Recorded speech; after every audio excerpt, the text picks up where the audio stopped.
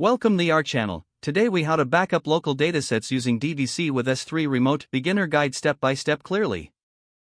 First, ensure you have DVC installed on your system. Open your terminal or command prompt. Navigate to your project directory using the cd command.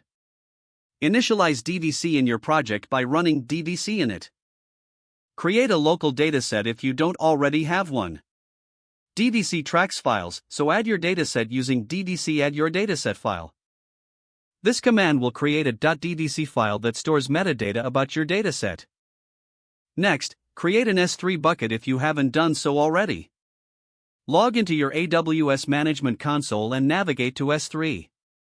Click on Create Bucket, name your bucket, and choose your region. Take note of your bucket name, as you'll need it later. Now, configure DVC to use your S3 bucket as a remote storage.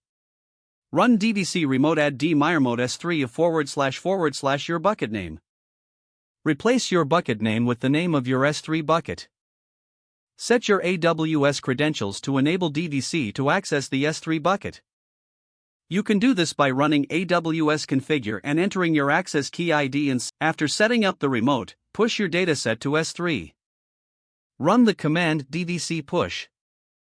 DVC will upload your dataset and store it in your S3 bucket. Once the upload is complete, check your S3 bucket in the AWS console to confirm the files have been uploaded. You can also pull the dataset back from S3 at any time. To do this, use the command DVC pull. This command retrieves the latest version of your dataset from the remote. You have now successfully backed up your local dataset using DVC with S3 Remote. Congratulations on completing this beginner guide. If the page does not load, refresh the browser or try again in a private or incognito window. Make sure you are using the correct email address, then retype it carefully to avoid small typos. If your password is not accepted, use the reset option and create a new strong password you can remember. Don't forget to like this video and subscribe to our channel for more step-by-step tech guides.